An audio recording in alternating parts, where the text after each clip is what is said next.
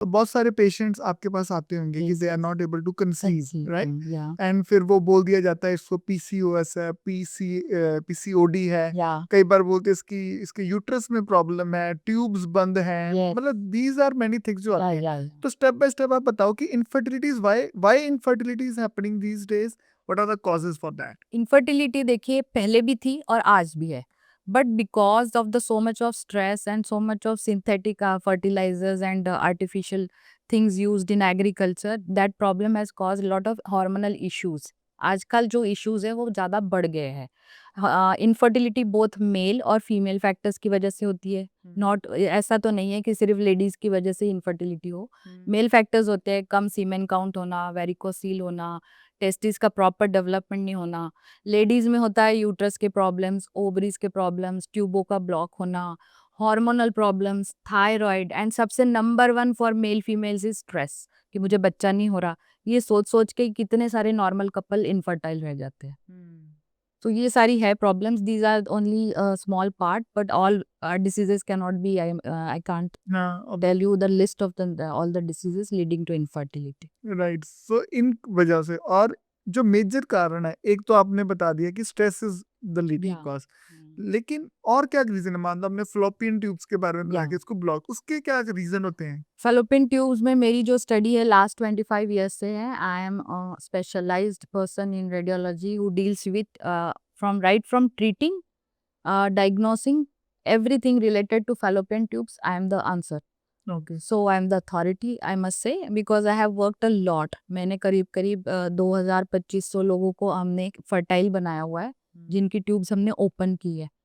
जो मेरी टेक्निक है एक नॉन सर्जिकल टेक्निक है, जिसमें हम पतली सी तार डाल के, जैसे स्टेंट आप हार्ट में डालते हो और ब्लॉक्ड आर्टरी खोल देते हो, सिमिलरली हम पतली सी नरम सी एक तार डालते हैं, जैपनीज मेड, एंड हम बंद फेलोपियन ट्यूब्स को ओपन कर देते हैं। आजकल इतनी ब्लॉक ट्यूब्स आ रही है, लोग एमटीपी पिल्स खा लेते हैं, उनका जो छोटा छोटा रेशा होता है, छोटे छोटे डेबरीज होते हैं, वो सारे फेलोपियन ट्यूब्स में जाके फंस जाते हैं। Unmarried females are taking MTP pills, doctors को बिना पूछे लिए जा रही है, and then they lead all this to blockages of fallopian tubes.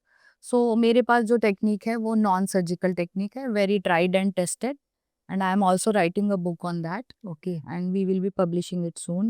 My experience with how I treated so many patients, and it's a tried tested technique from US also, FDA approved. Okay. Yeah. अभी आपने एक बात करी बीच में कि unmarried females हैं, MTP pills लेती हैं, Yeah. उसकी वजह से ट्यूब्स ब्लॉक होती हैं, इवेंचुअली जब वो कंसीव करने की कोशिश करती हैं वो होती नहीं है। Yeah. इस पे थोड़ा सा और एक्सप्लेन करिए ना लेमन लैंग्वेज की, एमटीपी पिल्स क्या हैं, क्यों लेती हैं, कैसा है सब? एक न्यू नई लिबरेटेड जनरेशन है, नई gen Z I must say, and they are all on Google. whenever they miss their periods and all, everybody is having relationships, they just buy it, pharmacy जाओ, MTP kit लो, खुद ही खा लो। they don't want to show to gynecologist, they don't want to get a scan done.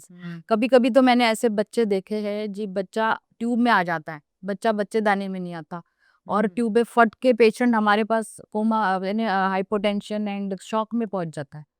Ultrasound में पता चलता है कि she टूक MTP pills assuming कि बच्चा ठहरा है, तो बच्चा तो ठहरा था बट वो ट्यूब में ठहरा और ट्यूब फट गई। So it is very essential, कोई भी मेडिसिन आप लेते हो एमटीपी किट, प्लीज एक डॉक्टर की थोड़ी सी फीस भरिए, गायनेकोलॉजिस्ट को जरूर दिखाइए, अपना स्कैन करवाइए, मेक श्योर कि प्रेगनेंसी आपकी बच्चेदानी में कितनी एज की है।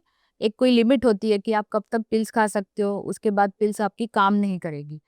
सो इतना सारा होता है, उसके बाद भी इन्फेक्शन हो जाता है, लगातार किसी को ब्लीडिंग हो रही है 2-2 महीने। I see such poor girls out of lack of knowledge, they are just suffering कि मैंने पिल खा ली किसी के कहने पे, and then they land to us with all sorts of problems.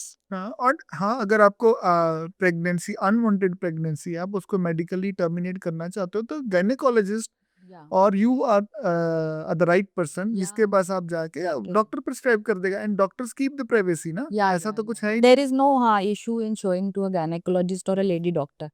नहीं। Yes, yes.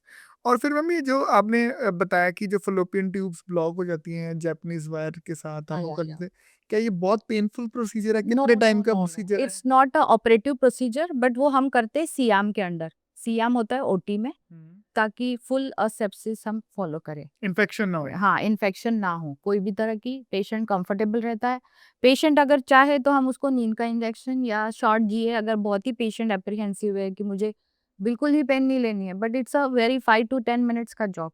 अच्छा, हाँ, not very long, but the preparation takes time, the pre-medication takes time. So generally total time involved from reaching to the discharge is approximately 2 to 3 hours. Okay, अगर आप working भी हो, you can take a half day leave, come and then you can go home, take rest. Okay. Hmm. तो उसके बाद फिर जब वो ट्यूब ओपन होगी तो कॉज ठीक हो गया, now this couple can Conceive and they can see the gynecologist for other medications also. Right, Yeah. Right.